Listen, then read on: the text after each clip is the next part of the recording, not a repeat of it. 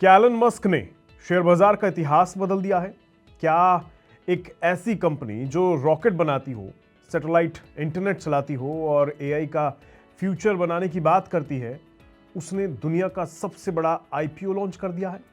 और सबसे बड़ा सवाल, क्या स्पेसएक्स की लिस्टिंग के बाद टेस्ला, मेटा और बर्कशायर हैथवे जैसी दिग्गज कंपनियां वैल्यूएशन के मामले में उससे पीछे छूट सकती हैं? क्योंकि स्पेसएक्स ने अब तक का सबसे बड़ा आईपीओ लाकर पूरी दुनिया के स्टॉक मार्केट को हिलाकर रख दिया है। IPO size, share price, valuation, हर आंकड़ा रिकॉर्ड तोड़ रहा है। तो आखिर स्पेसएक्स का आईपीओ इतना बड़ा क्यों है? एलन मस्क का क्या गेम प्लान है और क्या इसमें इन्वेस्टर्स के लिए मौका है या फिर रिस्क? चलिए समझते हैं इस पूरे मुद्दे को। सबसे पहले आपको स्पेसएक्स के बारे में, उसके आईपीओ के बारे में बता देते हैं। स्पेसएक्स ने अपने आईपीओ के जरिए 75 अरब डॉलर यानी करीबन 6.25 लाख करोड़ रुपए जुटा लिए हैं। ये सिर्फ अमेरिकन नहीं बल्कि पूरी दुनिया के इतिहास का सबसे बड़ा आईपीओ माना जा रहा है। तुलना करें तो सऊदी अरामको ने 2019 में लगभग 29 अरब डॉलर जुटाए थे, लेकिन स्पेसएक्स ने उससे 2.5 गुना ज्यादा पैसा उठा लिया है। कंपनी ने करीब 555.6 मिलियन शेयर बेचे हैं और आईपीओ का इशू प्राइस $135 प्रति शेयर रखा गया है। यानी लिस्टिंग से पहले ही वैल्यूएशन इतनी बड़ी हो गई है कि मार्केट एक्सपर्ट्स हैरान रह गए हैं। अब बड़ा सवाल यह है कि स्पेसएक्स की वैल्यूएशन कितनी है?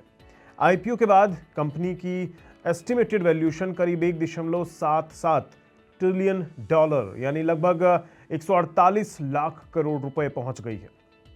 इतना बड़ा आंकड़ा कि अगर स्पेसएक्स स्टॉक मार्केट में अपने वैल्यूएशन पर टिकती है ना, तो ये दुनिया की सबसे वैल्यूएबल लिस्टेड कंपनियों में शामिल हो जाएगी। रिपोर्ट्स के मुताबिक लिस्टिंग डे पर ही स्पेसएक्स, मेटा, टेस्ला और बर्कशायर हैथवे जैसी दिग्गज कंपनियों को वैल्यूएशन रैंकिंग में पीछे छोड़ सकती है। क्यों? क्योंकि मेटा प्लेटफॉर्म्स करीब 1.44 से लेकर 1.48 ट्रिलियन डॉलर वैल्यूएशन के साथ बाजार में उतरी थी। टेस्ला करीब 1.3 से 1.45 ट्रिलियन डॉलर वैल्यूएशन के साथ बाजार में आई थी और बर्कशायर हैथवे करीब 1.04 से 1.05 ट्रिलियन डॉलर वैल्यूएशन के साथ बाजार में है। अगर स्पेसएक्स की आईपीओ वैल्यूएशन 1.77 ट्रिलियन डॉलर रहती है तो जाहिर तौर पर ये इनसे बड़ी बन जाएगी। यही वजह है कि इसे सिर्फ आईपीओ नहीं बल्कि मार्केट हिस्ट्री का टर्निंग पॉइंट कहा जा रहा है। लेकिन सोचने वाली बात यह है कि एक स्पेस कंपनी की वैल्यूएशन इतनी ज्यादा कैसे हो सकती है? दरअसल स्पेसएक्स आज 3 बड़े बिजनेस पिलर्स पर काम कर रही है। पहला, रॉकेट लॉन्चेस, जहां नासा और पेंटागन जैसे बड़े कॉन्ट्रैक्ट्स कंपनी के पास मौजूद हैं। दूसरा, स्टारलिंक सैटेलाइट इंटरनेट बिजनेस, जो दुनिया भर में इंटरनेट पहुंचाने का काम कर रही है। और तीसरा, एआई एम्बिशंस, जहां एलन मस्क की एक्स एआई स्ट्रैटेजी भी इससे जुड़ी हुई रही है। रिपोर्ट्स के मुताबिक 2025 में कंपनी का रेवेन्यू करीब 18.67 अरब डॉलर रहा है, जिसमें लगभग 60% हिस्सा स्टारलिंक बिजनेस से आया। यानी सिर्फ रॉकेट्स नहीं, इंटरनेट और एआई स्टोरी भी वैल्यूएशन को फ्यूल देने का काम कर रही है। अभी यहाँ स्टारलिंक को भी थोड़ा समझना ज़रूरी है। अगर आप देखें आज की तारीख में स्पेसएक्स के करीब 9,600 सैटेलाइट्स ऑर्बिट में हैं और इसके यूज़र्स 10.3 मिलियन यानी करीब करोड़ों जो यूज़र्स हैं वो इनके बताए जा रहे हैं। यही वजह है कि एनालिस्ट इसे सिर्फ एरोस्पेस कंपनी नहीं बोल रहे हैं बल्कि टेलीकॉम और एआई इंफ्रास्ट्रक्चर कंपनी भी मान के चल रहे हैं। एलन मस्क की प्लानिंग फ्यूचर में स्पेस बेस्ड कंप्यूटिंग और एआई इकोसिस्टम को लेकर बताया जा रहा है कि वो इसमें ज़्यादा अपना रुख रखेंगे। अगर ये स्ट्रैटेजी उनकी सफल हुई तो स्पेसएक्स ट्रेडिशनल टेक कंपनियों से भी आगे निकल सकती है। लेकिन कहानी का दूसरा पहलू भी है। इतनी बड़ी वैल्यूएशन के बावजूद स्पेसएक्स पूरी तरह रिस्क फ्री नहीं है। रॉयटर्स की रिपोर्ट कहती है कि कंपनी ने 2025 में करीब 4.94 अरब डॉलर का नेट लॉस भी दर्ज किया है। यानी रेवेन्यू ग्रोथ मजबूत है लेकिन प्रॉफिटेबिलिटी अभी चैलेंज बनी हुई है। कुछ एनालिस्ट्स का कहना है कि कंपनी वैल्यूएशन रेवेन्यू के मुकाबले काफ़ी महंगी दिखाई देती है और यही वजह है कि लिस्टिंग के बाद वॉलेटिलिटी देखने को मिल सकती है। अब बात एलन मस्क की स्ट्रेटेजी की कर लेते हैं। सबसे दिलचस्प बात यह है कि एलन मस्क ने आईपीओ में अपने शेयर नहीं बेचे हैं। लिस्टिंग के बाद भी कंपनी पर उनका कंट्रोल मजबूत रहेगा और वोटिंग पावर का बड़ा हिस्सा उन्हीं के पास रहेगा। यानी पब्लिक कंपनी बनने के बावजूद decision making largely Elon Musk के हाथ में ही रहने वाली है। एक्सपर्ट्स मानते हैं कि यही मस्क ब्रांड वैल्यू इन्वेस्टर्स को अट्रैक्ट कर रही है।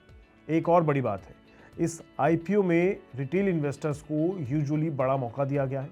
रिपोर्ट्स के मुताबिक करीब 30% शेयर्स रिटेल इन्वेस्टर्स के लिए रिजर्व किए गए हैं, जो यूएस आईपीओ मार्केट में रेयर माना जाता है। यही वजह है कि डिमांड इतनी ज़बरदस्त रही कि ऑफरिंग कई गुना ओवर सब्सक्राइब बताई जा रही है। कुछ रिपोर्ट्स में इन्वेस्टर्स डिमांड जो है वो 250 अरब डॉलर तक पहुंचने की अनुमान बताए गए हैं।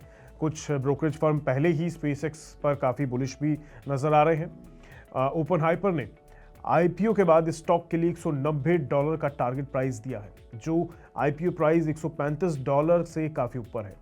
हालांकि कुछ एनालिस्ट का कहना है कि वैल्यूएशन पहले ही बहुत प्रीमियम पर है, इसलिए शुरुआती एक्साइटमेंट के बाद भी करेक्शन होना संभव है।